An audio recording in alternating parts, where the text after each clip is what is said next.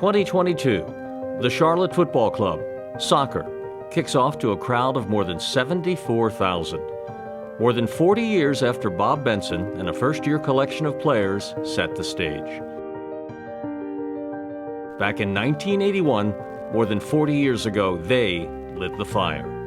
It was the year that they caught lightning in a bottle. I'm Rodney Marsh. You probably remember me in England with Manchester City, Queen's Park Rangers and Fulham. I played there, and for England national team. Played football all over the world, soccer as we call it in America. But it wasn't until 1976 that I came to America with Elton John. We went to Los Angeles. He was about to buy the Aztecs over there. And while I was there, I had a phone call from the Tampa Bay Rowdies. And they said, come down and talk to us before you sign. I went down there. I met with them and the owner, George Strawbridge, and I eventually signed there. But it wasn't really until 1980, when I moved to Charlotte as coach of the Carolina Lightnin, I really got a real feel for America and the love of soccer in this country.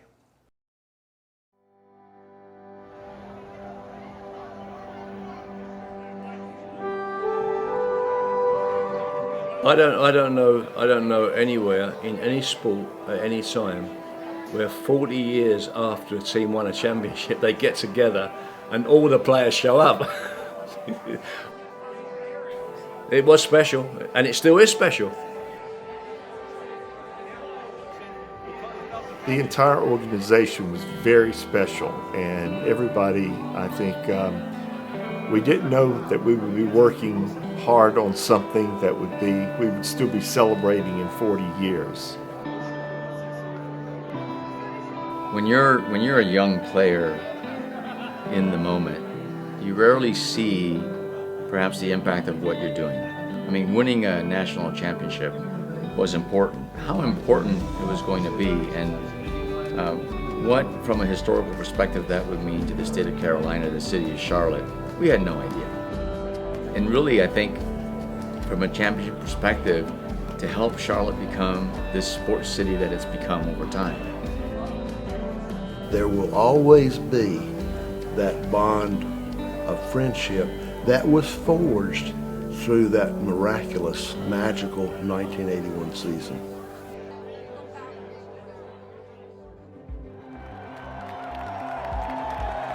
Close to 20,000, maybe more than that, on hand here at Memorial Stadium. A beautiful turnout by the city of Charlotte for the American Soccer League Championship game.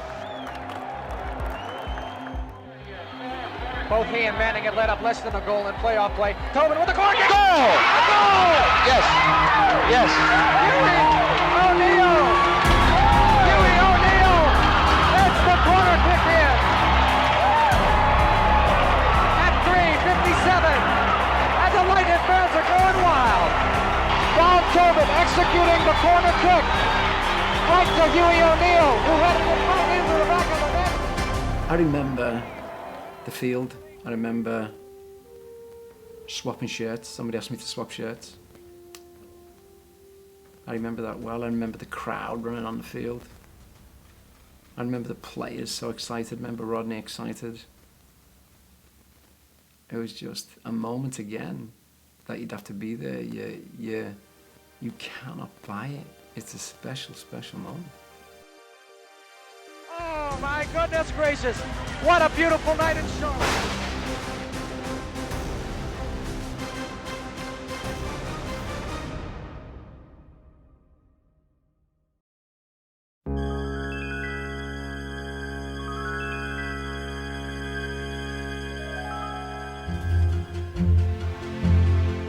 As the 1970s came to a close, Charlotte was just beginning to emerge as a jewel of the South. Uptown was just beginning to poke at the Carolina sky. There was no NFL Panthers, no NBA Hornets, no Charlotte Football Club, no MLS. When it came to big-time sports, there was really only one. NASCAR and the Charlotte Motor Speedway ruled the roost. There was a minor league football team that quickly failed and folded. There was a minor league baseball team, the Charlotte O's, that saw some future stars like Cal Ripken Jr. pass through the gates at Old Crockett Park. And that Crockett family also gave Charlotte some notoriety as one of the homes of pro wrestling. I got a lot to say. It involves you. No disrespect intended. It's the championship game of the Big Four tournament. North Carolina was mostly known for college sports, especially ACC basketball and college football. But you had to travel the tobacco roads out of Charlotte to find it.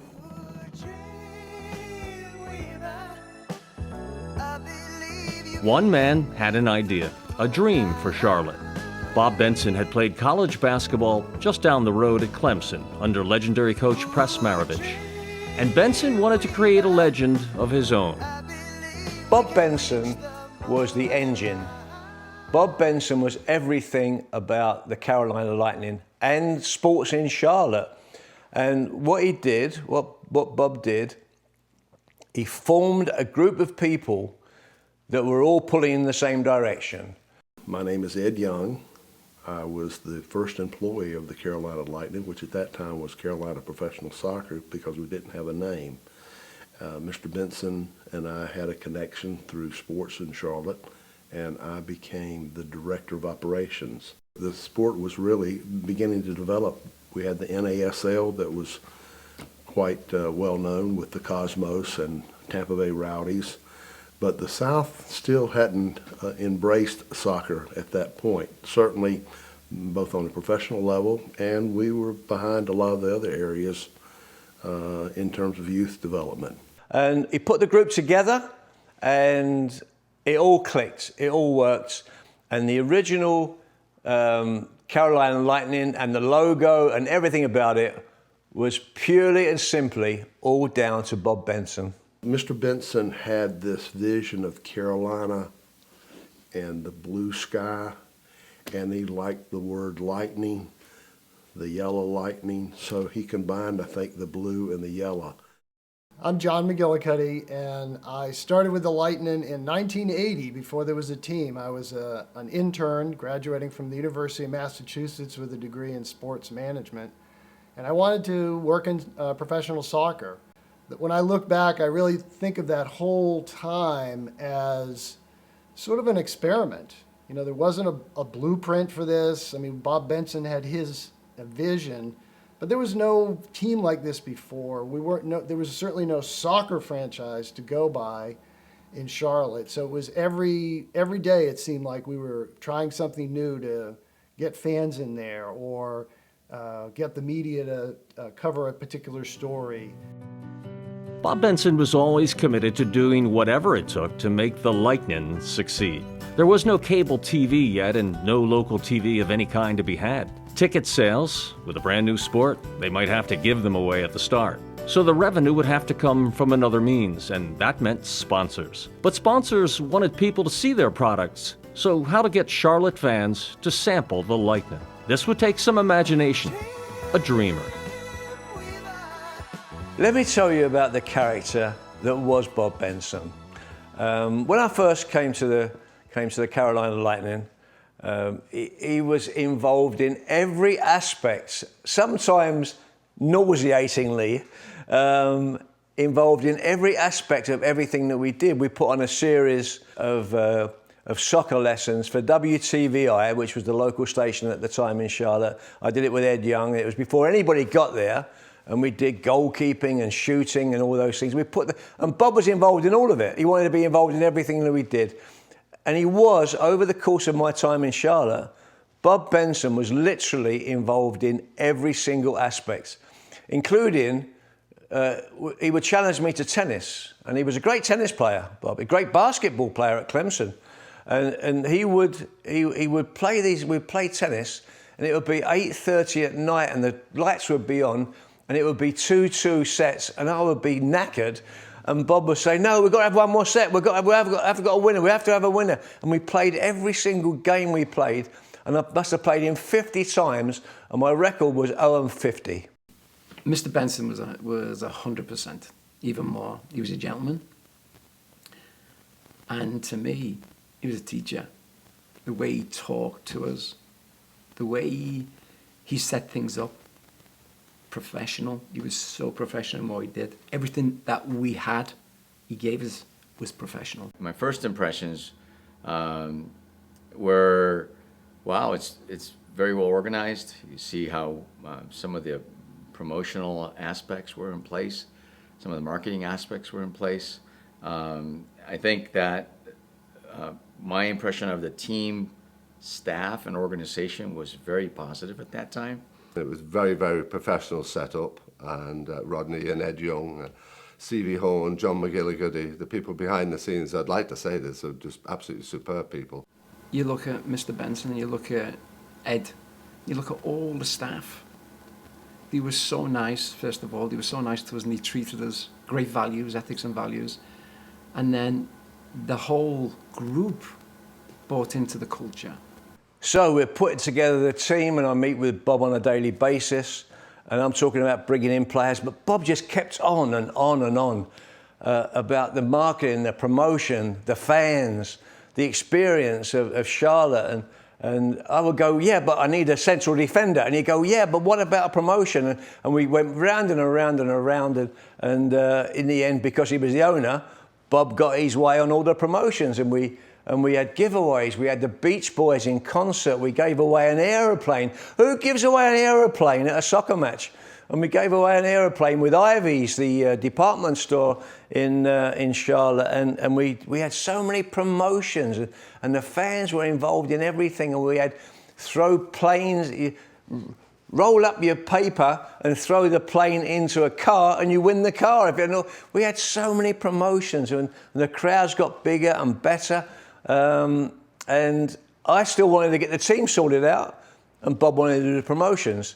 And Eddie Young, who worked so close with me, he always leaned towards Bob, as I remember.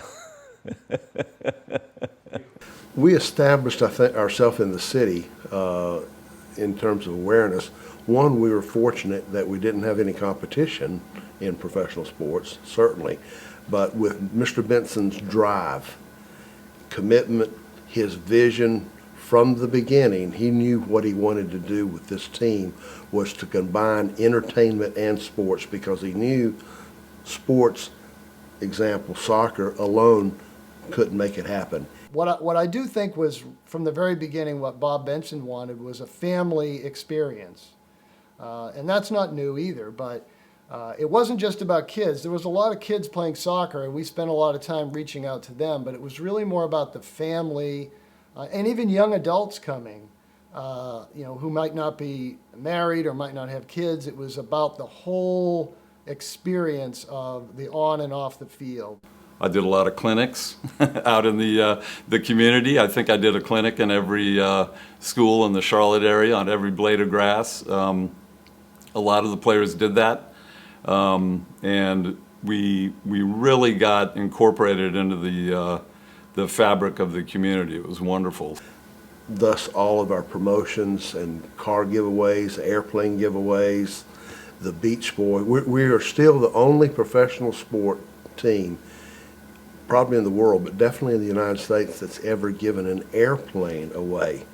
As we know, the Carolina Lightnin fueled the interest in the game, but also the interest in pro sports. And that's what I remember most, is we were kind of at the front end of getting a lot of things started in regards to professional soccer as well as professional sports in Charlotte.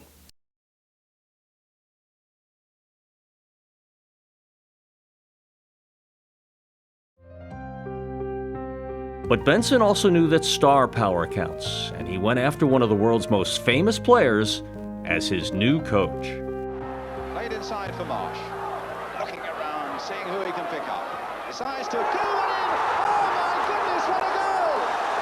Oh, what a tremendous goal by Marsh! Ladies and gentlemen, would you welcome Mr. Rodney Marsh?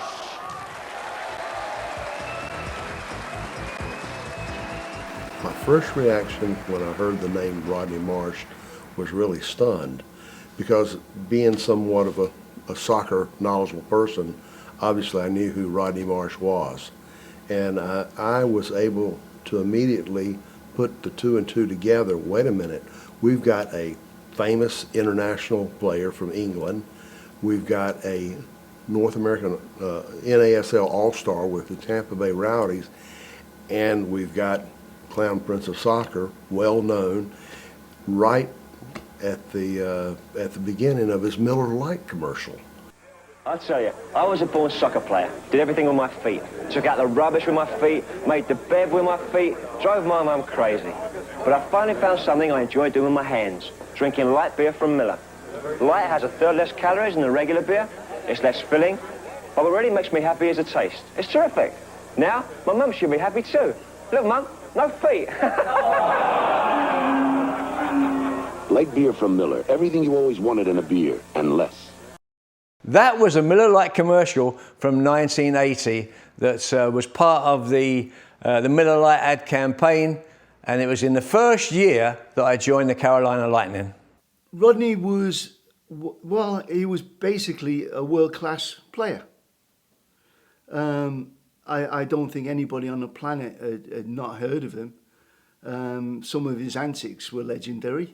Somebody said, though, that you were a greedy player, a selfish player. You only played for yourself. Do you go along with that? Absolutely. So I think the attraction is that you were going to play for somebody who wanted to play an attractive form of football, wanted to enjoy the game, express yourself, and win games. He was a great, I think he was a great tactician, and he was a good, man-to-man coach. He knew how to fire you up. He was very strategic in the way he managed very well. And the first year I wanted to be 500. I said, if we can be expansion franchise, if we can get 500. Because everybody told me at the time that 500 was, that was great if you can do that.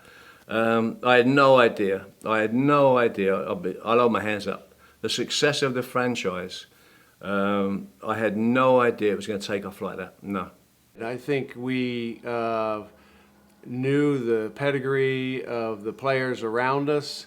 We were pushed by each other every single day in training. Rodney, I thought, was an exceptional coach for the group that we had, that he put together. It's my job to get out of them what I want and how I want them to play. That's every coach's job. Sometimes it didn't go right, but most of the time they bought into what I was trying to do. And of course, Don Tobin being the quarterback, I think Don Tobin knew exactly what I wanted. And I think that was part of the reason we were so successful early. Rodney Marsh had been hugely successful and popular as a player in England. Flowing blonde hair, he was tall and strong, with immense ball skills, and not afraid to mix it up. In one memorable match, Marsh scored 3 goals, a true hat trick. Marsh getting a head to it. Oh, Rodney Marsh! Well, it comes through to Marsh. Oh, look at that for skill by Marsh. Oh, and what a goal! Rodney Marsh's hat trick. Now, as a coach, he would harness those skills to become a mass marketing dream. As Benson built his brand, Marsh was tireless in his availability, holding open tryouts and countless media interviews, free clinics, and sponsorship appearances. It comes down to culture, and the culture is we train every day. We have, in some of them training sessions, I feel that when we train, everything has to be there, technical, tactical, physical, and mental, always has to be in that one training session. It cannot be separated. Our recollections of him are more so as a teacher, and we started with different drills where you would score from close up, further away, then you'd hit balls on the run, then you'd hit balls under pressure. So we did a number of different drills that I think really took my confidence to a high level. We used to have games where North against the South, and they were vicious games. So them games itself, we had pride. I'm from the North, you know? And poor Rodney was from the South, so we got beat every week, you know?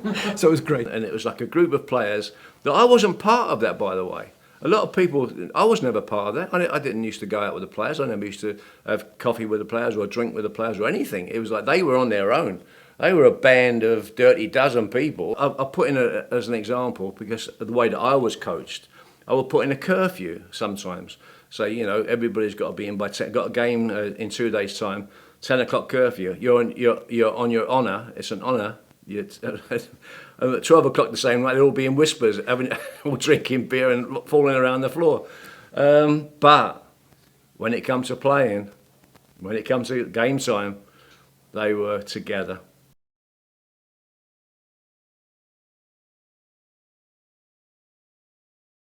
Pele now giving to Canalia. Canalia beats August and is a goal. In the U.S., Marsh had been a star player for Tampa Bay, and the Rowdies were a success story, often drawing 30,000 fans or more, like the night they faced Pele and the New York Cosmos. Now, as a coach, Marsh had a different vision for Charlotte. He wanted the Lightnin to be composed primarily of Americans, like Joey Fink, once a teammate of the great Pele in New York, and Scott Manning, a young, fiery goalkeeper, and some diamonds he found in the rough. But Marsh still needed to reach back to his roots in England for some building blocks. The early gatherings in the tryouts, it was almost as if he was a sculptor. He had this big lump of rock with all of these players that came from all over the place. I mean, we came down from New Jersey, guys are coming over from England, people are coming up, you know, from Florida, people coming from the West Coast. They just all converged once they heard, you know, the story that Rodney Marsh was going to be the coach. And he just basically chiseled away and sculpted that pile of rock until he formed what he thought was going to be a really solid unit called the Carolina Lightnin. The first thing we had to do was get a team, to put a team together, which in an expansion franchise is very difficult. So I had loads of contacts around the soccer world, and I'd been in New York.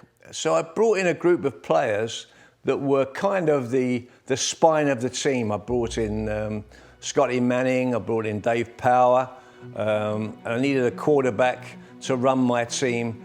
And I had a recommendation about Don Tobin, who played in England, and I saw Toby play a few times and I thought, he's my man. George Borg is an excellent player. It was always an ambition for me to come to the States to play soccer, and I thought, this is my big chance.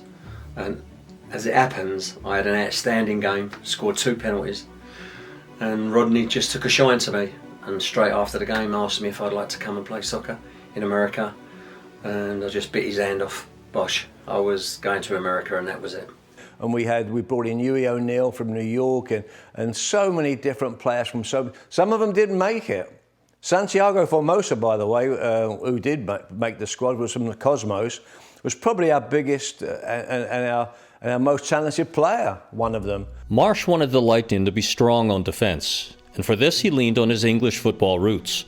To form a wall in front of American goalie Scott Manning, Marsh reached into England to pluck away defender David Philpotts. Philpotts had been playing with the Transmere Rovers in a lower division and was happy to come to America.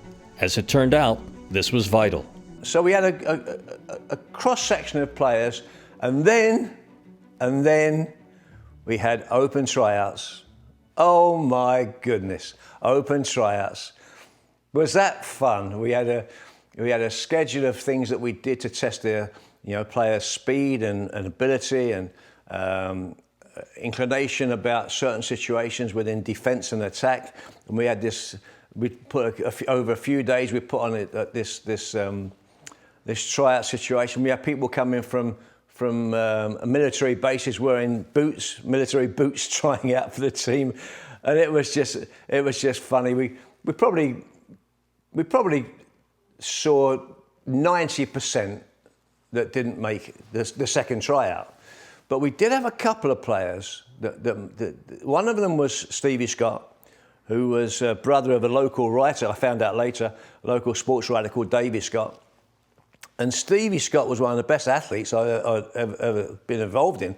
Played all over the world and been involved with, and he was a great athlete. And you need players like that in your squad. So I took him, and then David Pearce. David Pearce was a local. David was never sure of his best position, and probably to this day still isn't. But we had David Pearce as a left back, great attitude, never got injured, and he was part of the squad. So by the time we put it all together, and we brought in Mel Roach and Joey Fink, and of course Tony Suarez, who became the superstar of the team, he didn't make the team. So and that comes at a later date, and we'll talk about that later. But put it all together, and I described them at the time. We brought all these scruffs in from different places with different attitudes. All of them were happy to have a row. They didn't mind fighting. They didn't mind, getting down and upsetting a few people. They could play, but I called them the Dirty Dozen. The thing you need to know about these guys, these Carolina Lightnin boys, is the team spirit, the team cohesion, the team connection. They were here. They came from various backgrounds. Many of them played for different teams. Some of them great teams like the Cosmos. Some of them like a Tony Suarez and a David Pierce playing for an amateur team here in Charlotte. And they met together, but they were all together. They were bonded, I believe, by Coach Marsh. It was just a project, and with Rodney coming on board as well, it was exciting because I liked the way Rodney used to play. He didn't put a straight jacket on. He'd come out and he'd play, he'd entertain, and that was what I liked about football. So I was quite excited and like, okay, Rodney's coaching, let me see. And it was great because he let us express ourselves. You know, we had the fight, we had the beast, but he let us have the beauty too, which I thought was great. I had no idea where Charlotte was. I'd never even heard of the place. In fact, I'd heard of North Carolina, obviously, but that was about my knowledge of the area. Coming from New York, where everything's hard line, and to come down to Charlotte, where everybody was open and honest and genuine, and no hidden stories or nothing hindered. Everything was out front with them. I think Dave Power had a lot to do with that. You know, being English, obviously he was connected to sort of that part of the group. But, I thought he was very conscious about making sure that the entire team was connected together. And the characters in the dressing room that we had, I would go play with them today against anybody, We had that much character in that dressing room and strength beyond words, really. When we came in the beginning, it was like it was new. And then we had like David Power. We had Dave Philpotts and me, we're all from Liverpool. So we knew the culture, what we had. That was exciting. And then as we progressed, it was happening. I knew right away at that point where we're hard to beat here. We pretty much, all of us lived in the same apartment complex. And so we would train in the morning and we would be by the pool with each other after training. We would eat dinner together at someone's apartment, usually a big group, which would interchange different players with different girlfriends or wives at the time. And then we finished almost every evening with a game of soccer tennis on a platform tennis court that they had in the Sun Valley apartment complex. And they were very hotly contested, competitive games. Well, what is it? It's tennis, tennis courts, because they have them at the apartments. And we'd play 2v2. So I'd have 2 here, 2 there, but use your feet. So you'd serve with your feet into the box, right? And you get 3 touches to get it back with your partner. And they were some competitive games. And then afterward, bashed each other up, and afterward, argued with each other. Now we go and have our little dinner with a barbecue, and hey, how's it going? And that built it. As luck would have it, everything fell into place. And then, of course, we had the magic that came from nowhere. And nobody could have predicted this. Nobody could see this coming. Tony Suarez.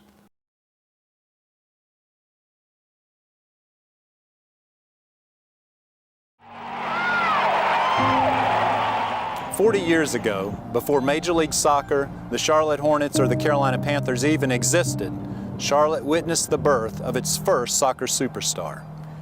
His name was Tony Suarez, and you've probably never heard of him." We'd put the team together. Bob Benson pulled up the contracts, the players that we negotiated with. We had a budget that we extended in the first year, and we're over budget in the first year with the squad of 18 players. And then we got a surprise that came out of absolutely nowhere, and that was Tony Suarez. Tony had tried out, and you could see he was quick. You didn't see how good he could be in and around the goal mouth, but you knew he was quick. And we played a game, and I think it was a pre-season game, and it was against the Carolina All-Stars. And we were just getting our shape of our team right, and Tony was playing for the All-Stars. So, as it happens, Tony tries to take me on. And as quick as he was, first couple of yards for me, I was very quick. And so I caught him and I tackled him and I put the ball out and he went down in a heap. I got up and I looked at him and he got up, shook it off, and I went, "You do for me, son. You will absolutely do for me." Tony Suarez was a local player, born in Cuba. His family, and father Robert Suarez, 10 children, had to escape Cuba. I must say that, and you'll find this out, Robert Suarez was a great athlete in Cuba, and you can see his high school basketball picture in which his teammate standing beside him is Fidel Castro. The first game he actually dressed out for, he was still an amateur. And he got into the game and everybody in the stadium, he ran after the ball and everybody went, "Whoa, he's quick." he was. And from that point on, I thought, better sign him because somebody else might nick him away from us. Tony was an athlete. He just loved sports, loved playing them. I do remember him trying out for the team. Before that, he played on the Lowenbrow team with Ed Young and Silver Dollar and a lot of the amateurs, minor league teams. So he was always playing, and I do remember him not making the team. So when we had the tryouts, a lot of the pros got into the squad, obviously, because they're playing.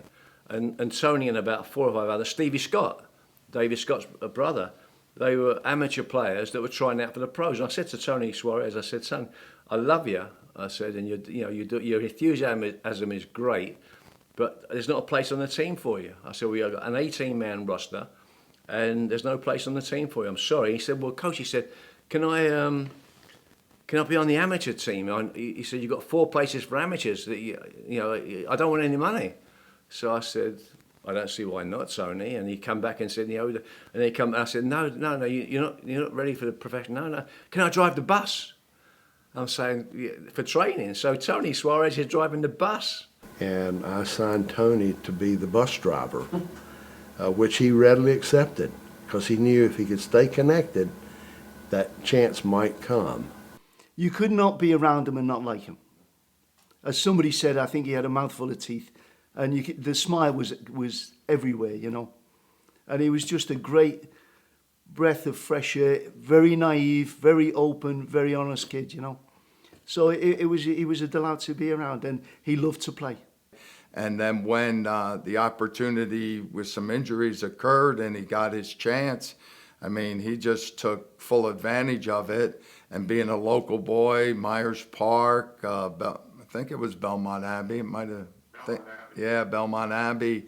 At the time, I mean, it just became the perfect story to write about. And he continued on, his scoring. I mean, he scored some incredible goals just through sheer hustle. Tony was a cult hero here in Charlotte. Everybody knew Tony wherever he went. If you going out somewhere, and you had to pay, people would because Tony was with you, then you got in, but their family, graciously, great family. I mean, they let us in. I remember his dad making paella for us all the time. So excited to invite, us to their house. But Tony was just unique. He's a hard worker. He wanted to learn. He was eager. He was always asking questions about how can I get better? How can I do this? How can I do that? How can I score more goals? At his peak, Suarez was the handsome, homegrown, ridiculously fast hero who rose to regional fame in Charlotte. His photos beamed from the city's 2 newspapers. His goals were shown on local TV. The story goes, we're early on in the season and we have 2 players go down injured, we have another player suspended, and we bring in Tony from that squad to be part of the actual squad on the night. My goodness, on the night we have an injured player as well, on the night. And I look along my bench for forwards and all I've got is Tony Suarez. Tony's on the end of the bench, you know, he's great big. I went, Tony, get warmed up. His eyes went like this. He's got great big eyes, went wide open. I said, warm up, Tony. And he started warming up. And he came on in the game. And I'll never ever forget this. I tell all my friends all over the world because Tony gets into the game and our defence was under pressure. And one of our defenders, I tell this story a lot, one of our defenders cleared the ball 65 yards downfield. And Tony set off after the ball, sprinting after the ball, and you could hear the crowd. The crowd went, whoa! How quick is it? He was so quick. He went past the defender, got the ball, put it in the back of the net, and everybody went, where did that come from? And he was just, you know, they just loved him. It was just, he had that long hair, and girls loved him, and he was exciting. He got the crowd going, and whether you knew anything about soccer or not, you had somebody to cheer for. I'm starting to feel natural on the field. At first I was scared and nervous, and now, you know, every game I learn a little bit more, and I'm just relaxing more. I think it was the glue that put all these dirty dozen pieces together. He was the glue because he just ran around the field. A great big smile on his face, loved to play the game, and he just ran around scoring goals. And I think that he was the glue, or not the glue, but the central, how can I put this, the central piece that made everybody else work together. I think Tony was very grateful. And, you know, and the biggest part, I think, too, for him is how the players brought him in and taught him and were patient with him and really wrapped their arms around him. And he was very, very grateful for that. Particularly Santiago and Huey. They let him move in with them so he could be part of the group, so everybody lived together. And they tried to keep him at a level head too, because if he scored 2 goals, you know, Santi would say, well, you missed 5. So. Tony Suarez not only made the league's All-Star game that year, he was named its most valuable player. He was also named the league's Rookie of the Year. Tony Suarez was no longer driving the team bus.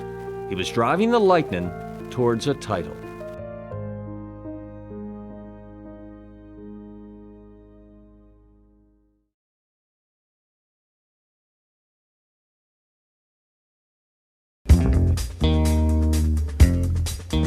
As the team's first season got underway, Rodney Marsh's goal of a 500 season looked just about right. And as the players struggled to find their chemistry, the staff struggled to find fans. They slashed the price of tickets, they tried all kinds of giveaways, cars, and that airplane, concerts before and after games, and all sorts of halftime fans kicking contests. But nothing would kickstart the team's success like the unlikely emergence of the hometown hero Tony Suarez. Suarez exploded as a star forward, scoring an eye-popping 15 goals in a span of 16 games. Tony Suarez, in my own opinion now, after 12 games, would have to be the Rookie of the Year. And if he continues playing the way he's going, I mean, that's without question, he has to be the Rookie of the Year. If he continues to play how he's going, he should become the MVP. With defenses focusing on Suarez, veterans Mal Roach, Joey Fink, Hugh O'Neill, and Don Tobin, and the entire offense lit up. Well, all over the field, I thought we were great in every area. We was great at the back, the goalkeeper played super, midfield was super, and up front we scored the goals. And I couldn't wish for any better. It was a superb performance. The Lightnin won, and won some more. Tony Suarez kept flying upfield and finding the back of the net. And now the defense began to solidify in front of their acrobatic and sure-handed goalie Scott Manning. As he held on, the team started moving up. Winning turned out to be the best marketing promotion of all. And as the team got better, so did the crowds. And as the wins grew, so did the interest of the media. By August, the Lightnin had clinched the division crown, and the playoffs had arrived. First, they knocked off Rochester.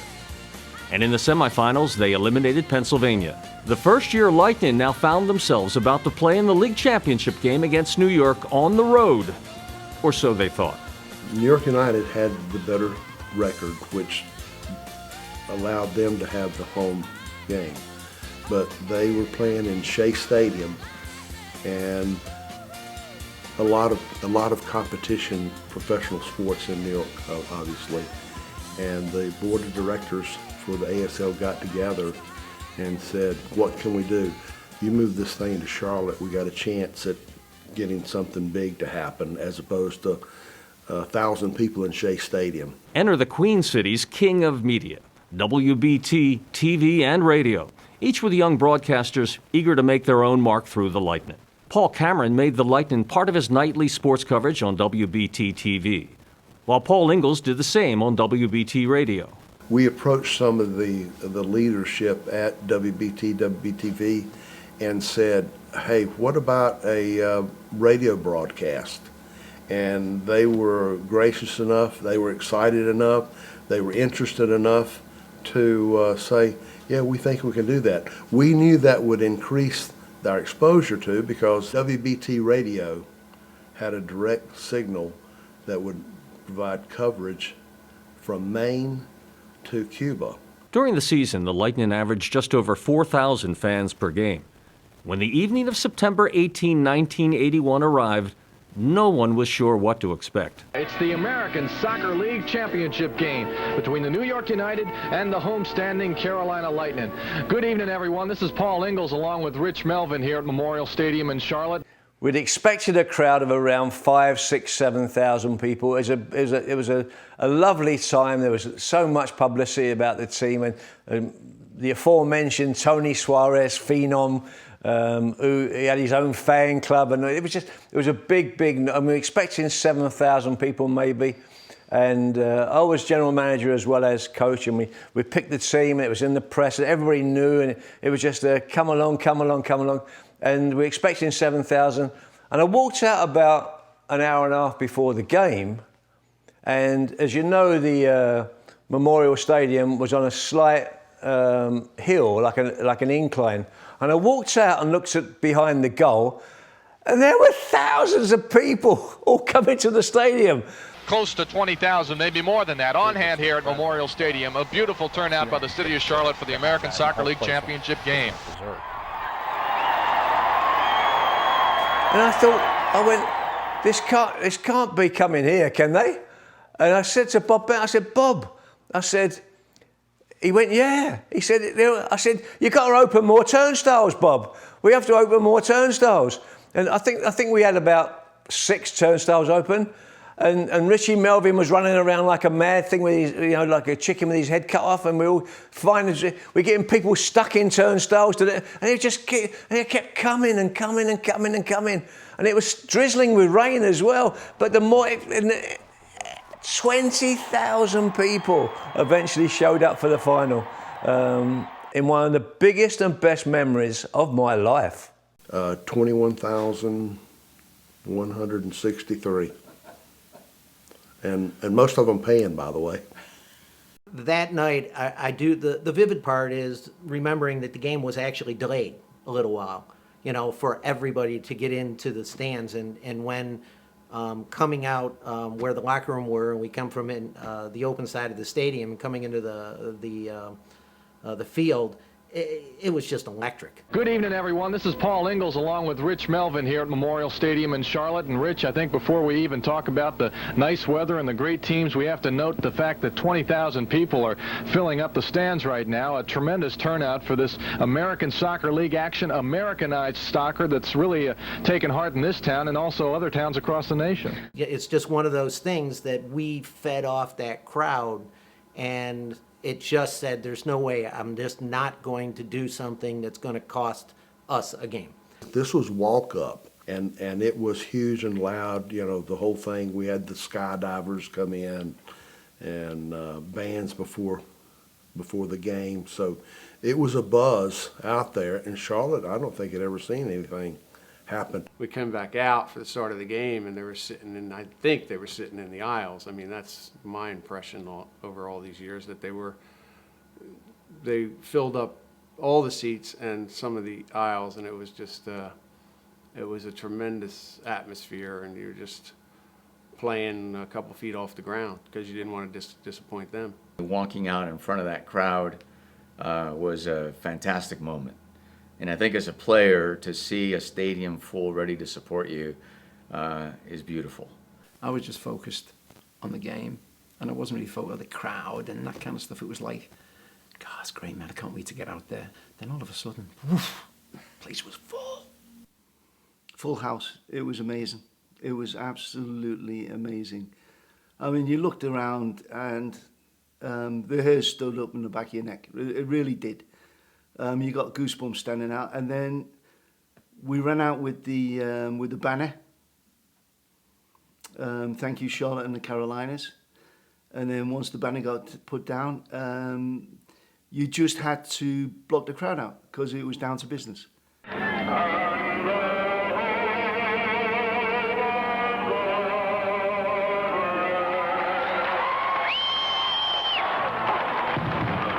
National anthem capped off by fireworks at Memorial Stadium. Just about 20,000 it looks like. We'll get an official attendance figure a little bit later on. But just an enormous crowd. We haven't seen Memorial Stadium filled up like this in a long time. It really is something else to see this many people pouring in for this game tonight. There's a long advancing pass. Hits Suarez in the back. Fink trying to work now. He's going to get a shot. It's in the back of the net. A goal by the Lightnin's Joey Fink. It's a great goal, well taken, and that long ball from the back just put the whole thing together. Joey came underneath the ball, took a defender on, beat him to the right. Now wait a minute, the score has not gone up on the board yet. The Joey Fink goal was waved off as offsides, and so the teams went to the halftime locker rooms with no score. I would have to say the first half pretty much went to New York. A little bit more. I think we were pretty nervous at the time, but most finals are not always the best games. Everyone's afraid to make that critical error. 26:30 to go, no score. In front of the penalty area, long shot, knocked out, back of the net, it's a goal! A goal! That is Solomon Hilton with the long shot. Manning appeared to get a fist on it, but it hit the back of the net in the upper left corner. 1-0, the goal goes up on the scoreboard. The United takes the lead with 26:20 to go. And when you play like that, unfortunately, the game doesn't go really well. I think we went into the halftime, and I think the boys finally said, hey, let's just go for it. Let's keep pressing. When we got back into the locker room, Rodney said, we're not playing as well as what we were, but we felt we were playing well. And, he tweaked little things and said, what you got to do, you need to do this, you need to do that. And then we got on the pitch. And as we was coming out of the locker room, Dave, we just all together again. And Dave just said, come on, we're going to do this. I would say, and this is not a disrespectful statement, I would say that New York had more talent than we did. But the one thing they didn't have is they didn't have anywhere near the heart. I always felt we were going to win. First toss in is kicked out of bounds in front of the goal mouth area. Now a headshot, a goal! Yes. From Don Tobin. Don Tobin heads the ball in for the Lightnin's tying goal, the equalizer with 20:50 to go. After regulation time, the match was tied at 1 goal each, and so it moved into a tense overtime. I knew most of the players. I played with most of the players, obviously on both teams. And I just felt unbelievably confident that we were going to win somehow. We were going to find a way to win on the night. Trying to set up for the Lightnin's best scoring opportunity here in a long, long while.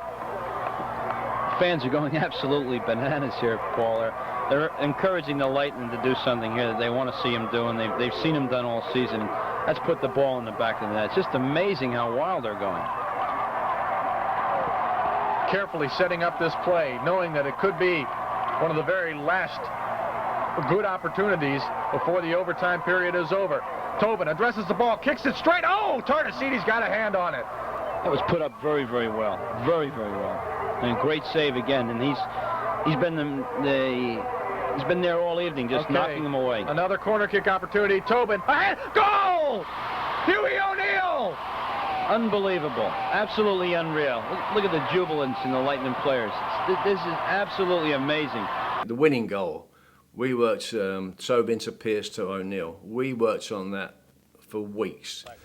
In the playoffs, we were working on that, and it just come all together on the on the night. It just worked to perfection. You couldn't have drawn it up any better.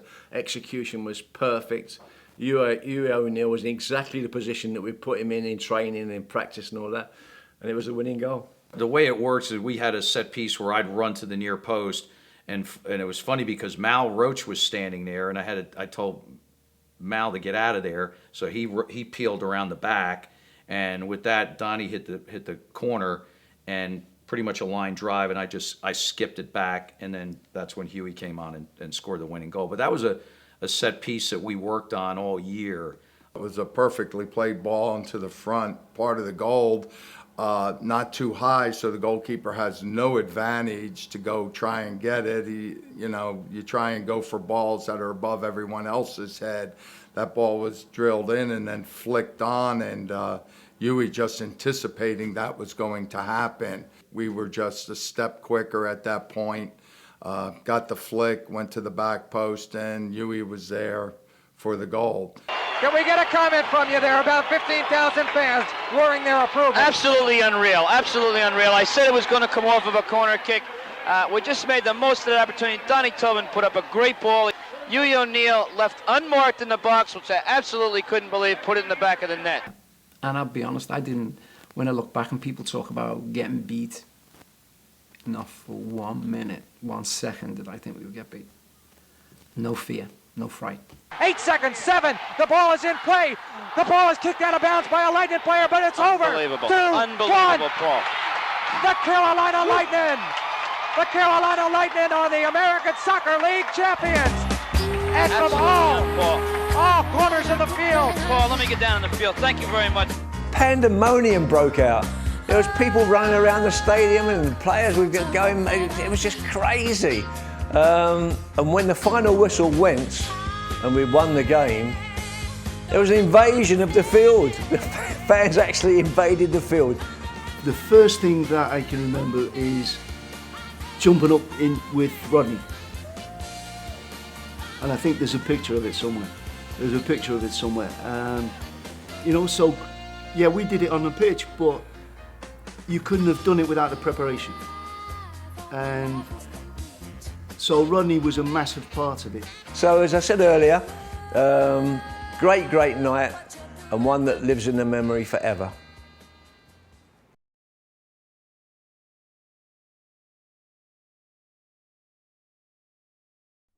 Bob Benson and his remarkable staff continued to pursue excellence, but never returned to the championship.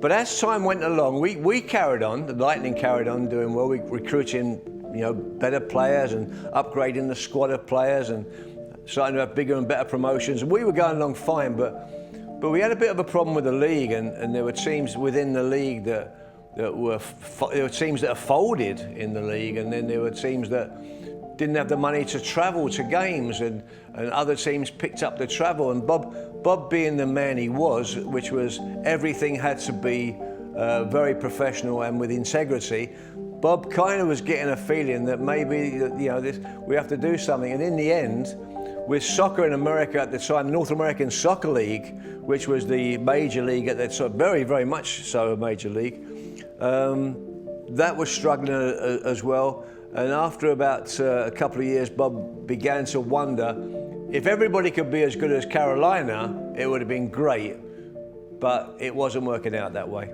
There was something just unique about '81 in particular, where you had that combination of certain players, the hometown superstar, Tony Suarez, the thirst that Charlotte had back then for major league sports, the desire to be known as a major league sports city. How can you duplicate a maximum crowd in the stadium, winning the national championship on your first year? The way the community took us in, I think it was very exciting. you know, the way newspapers would cover us. We were really put into a situation, a very special situation with Rodney, Bob Benson, Ed Young, and the whole staff to, you know, we didn't realize it, but, you know, the magic that was gonna happen. Obviously the personality of Rodney Marsh came in, and then with Tony and Scott and everyone else, it was one of those things that I don't think you could write a recipe to duplicate that. Carolina Lightning always was run as a very, first-rate organization. Everything was first class. You know, Charlotte really embraced the team, especially because of where things went in 1981 with the championship. After the success in '81, obviously we were really disappointed that we weren't able to recreate that success in '82 and then possibly in '83, because it was definitely the goal of the organization to win another championship. They would gain international attention when Rodney Marsh persuaded one of the greatest players in soccer history, England World Cup captain Bobby Moore, for whom a statue stands at Wembley Stadium, to come to Charlotte, North Carolina. It was in 1983, we'd been playing for 2 seasons, winning our 3rd season. It was in 1983 that I got a phone call in pre-season. I got a phone call from an agent. He said, Rodney, he said, Bobby Moore is leaving his job. He was in Hong Kong.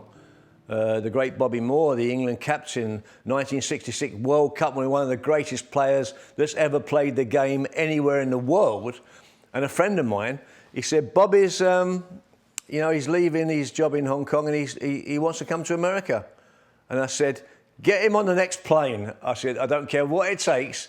I'll get the money out of Benson. You sell Bobby. He said, yeah, but he wants to coach. He doesn't want to play. I said, well, I understand that because... So anyway, Bobby comes to Charlotte. We have a negotiation. We have a chat. And it was fantastic. And he said, I'll do the summer. I'll do 6-month contract, Rodney, but thank you so much, blah, blah, blah, blah. And we have all this. And Bobby Moore was the consummate professional. He's gone from the World Cup. He's gone from the World Cup with England, winning the World Cup, to coaching in Charlotte, North Carolina. That's kind of a switch.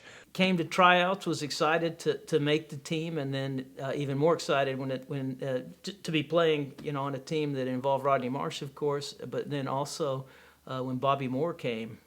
That was like a dream. The fact that you would be that Bobby Moore would be coaching you. When I heard about Bobby Moore going to be here, it was like wow. But the lads all said to Bobby, he's like you, funny but he does take the mickey. And I came in and everybody was calling Bobby. I came in, met Bobby, and I called him. I said, "It's such an honour to meet you, Mr. Moore." And he just said, "Don't take the mickey out of me." And the relationship weren't good at the start, but we went to Detroit, I think it was, and it was a really tough game, and I was playing alongside Bobby, and I just couldn't keep my eyes off him. I was just like having a little glance over. "You all right, Bob?" "Hey, I'm playing with Bobby Moore," and I got a few kicks and a few whacks. It was a tough game, and Bobby just said, after the game, he praised me up so much, and I went out with Bobby and we had a good old chat, just me and him, and because he was disappointed with everyone else, so that was a feather in my cap. Yeah, Bobby likes me now. He's took me out for dinner and we had a drink, and he was the one that got me on gin and tonics, and I still drink them till this day, and I sit there and go, "All the best, Bobby, have me gin and tonic." He was totally professional. He was fantastic. And he actually, in one game, we were short of players. Bobby actually played. He registered himself to play in the game, and he played a game in Cleveland, I think it was. And then when he got to play, it was, really neat. I mean, that's still something that I can say. I mean, I played on a back line that involved Bobby Moore. Not too many people can say that. Great time, lovely, lovely man, and it goes to what Bob Benson would go to get the very best of the very best. The entire organization was very special, and everybody, I think, we didn't know that we would be working hard on something that we would still be celebrating in 40 years. I think it was a tremendous chemistry. I've heard the words chemistry, magical, other words like that, and it's very true.